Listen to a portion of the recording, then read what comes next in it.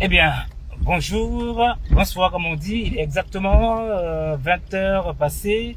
Je suis dans un Nyangbo, hein, avec Nyango, Nyango. avec un jeune homme qui va se présenter. Il va nous parler un peu de sa vie, hein. Il vient un peu d'une galère, mais en fin de compte, il se prend en charge. Monsieur, bonjour. Comment allez-vous? Ouais, très bien. Alors, de Dieu, ça va. qui êtes-vous exactement? Ouais, bon, moi, je suis un chauffeur. Ouais. Je suis un chauffeur, je vais Nyango. Oui. Je me débrouille pour me nourrir, quoi. D'accord. Ouais, donc, je suis avec ma petite chérie. D'accord. On demande à Dieu qu'on puisse se marier, D'accord. vivre ensemble, pour avoir des enfants. D'accord. Ouais, pour Alors, améliorer notre vie. moi, ce que je veux savoir, tout à l'heure, on a discuté, vous m'avez dit que vous êtes de père burkinabé et de maman guéri. Oui, c'est bien cela. Oui, c'est ça. Ma foi, je n'ai pas connu vos parents. Oui. Et puis, vous vous appelez Ouattara. Ouattara. Et le Ouattara a été adopté par une personne qui est d'origine ivoirienne. Voilà, c'est ça. Alors, si je comprends bien, il n'y a pas de Ouattara au Burkina. Non. D'accord. Alors, expliquez-nous un petit peu votre jeunesse. Que faisiez-vous avant d'être chauffeur? Oui, bon, j'étais apprenti de Gbaka d'abord. D'accord. Après apprenti de Gbaka, je commençais à dormir dans la rue. Ouais. Je me promenais, je demandais de l'argent. Et puis, je suis revenu encore chez ma grande soeur. Je suis venu me débrouiller avec eux. Oui. J'ai vu que ça n'allait pas toujours, donc je suis reparti dans la rue. J'ai commencé à me promener avec mes amis. On a commencé à fumer de la drogue, faire des trucs qui ne sont pas très bons. On a commencé à se promener ensemble. D'accord. Maintenant, j'ai commencé aussi à suivre des gens de n'importe comment. J'étais là gâter ma vie pour partir, quoi. D'accord. Donc, Dieu m'a accueilli. Parce que j'ai demandé pardon à Dieu, tout ce que je fais, que Dieu n'a qu'à me stopper là, quoi. D'accord. N'a qu'à me donner une bonne vie pour que je puisse vivre tranquillement. D'accord. Donc, je me suis retrouvé à Bobo. Ok. À Bobo, précisément derrière Rail. Ok. Ouais, c'est à partir de là-bas, j'ai commencé à suivre des vieux pères. Il y a un baoulé, le chéri à ma grande soeur, tellement je l'ai respecté. Il a passé mon permis, il m'a donné. Donc j'ai commencé à rouler taxi-compteur un peu. Puis j'ai commencé, c'est dans ça que je suis devenu chauffeur de taxi. Mais c'était toujours dur. Je n'arrivais pas à gagner comme façon que j'imaginais. Mais Dieu avait toujours un plan pour moi. Un plan pour dire mon petit, tu vas souffrir. C'est dedans, c'est le même combat et je suis dedans toujours. D'accord. J'étais aussi chez mon oncle.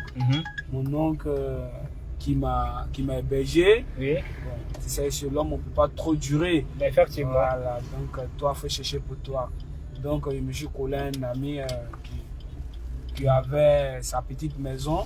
Je suis parti me débrouiller avec lui. D'accord. Donc en se débrouillant, je suis tombé sur une fille qui travaille dans une clinique. Elle s'appelle Agathe. Elle travaillait dans une clinique. Nous étions ensemble un peu. On était ensemble. Maintenant, elle a cherché à connaître mes parents. Moi-même, je ne voulais pas lui dire. Je ne voulais pas lui dire mes parents, ils se trouvent où, ils sont où. J'ai caché la vérité. Et puis, elle a pris mon téléphone, elle a commencé à se découvrir réellement qui sont mes parents. D'accord. Et puis, un jour comme cela, on s'est trouvés. Elle est restée avec moi, à mes côtés. Tout ce que je faisais, elle était derrière moi. Elle me suivait de près. Même quand je suis malade, elle est là. À cause d'elle, grâce à Dieu, avec Dieu, j'ai arrêté de fumer la drogue, la cigarette. Aujourd'hui, je me sens mieux. D'accord. Eh bien, si je comprends bien, quel conseil pourriez-vous donner à la jeunesse?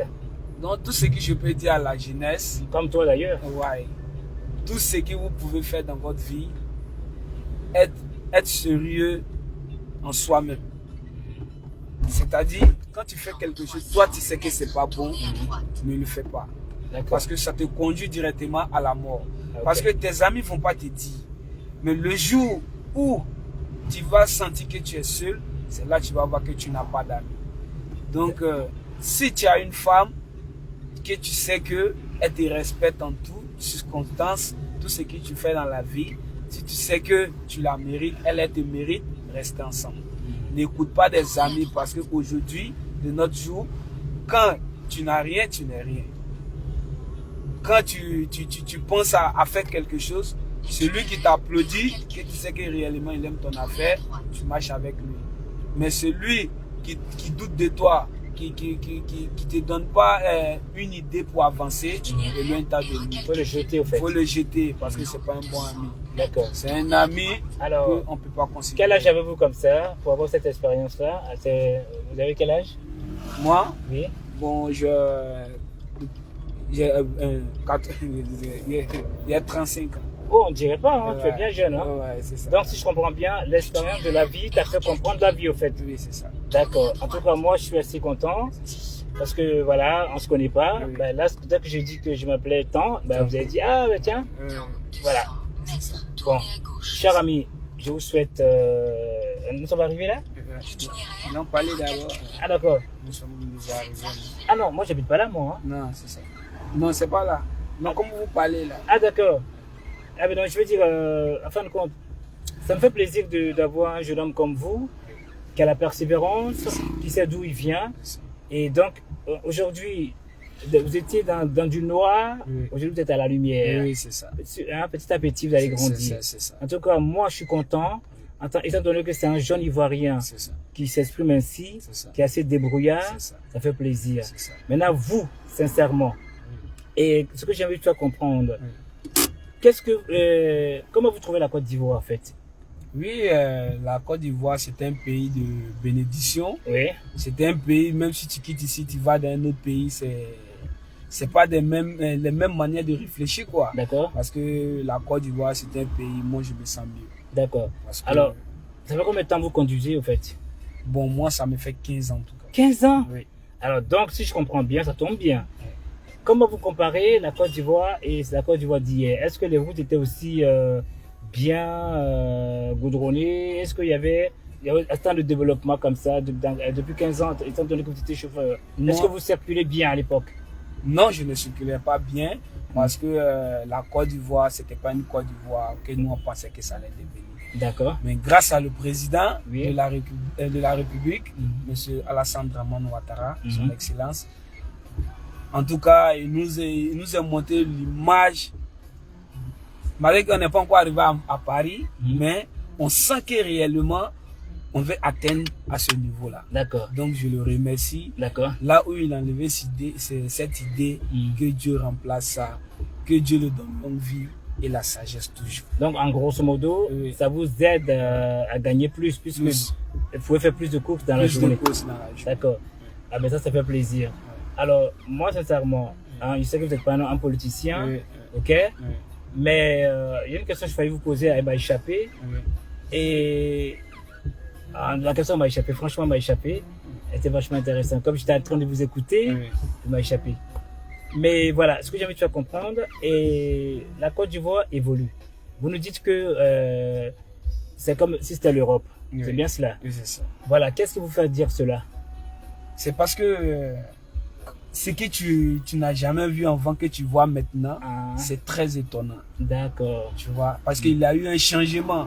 Quand toi-même tu circules dans la vie, dans la ville, tu vois, il y a des trucs que tu vois, mais dis donc, avant il n'y avait pas, mais maintenant on trouve ça. D'accord. Ouais. Et alors moi, il y a quelque chose qui m'a plu chez vous. Mais comment vous saviez qu'au Burkina, il n'y a pas de Ouattara? Non, parce que c'est sur les CNIFO, ça c'est trop. D'accord.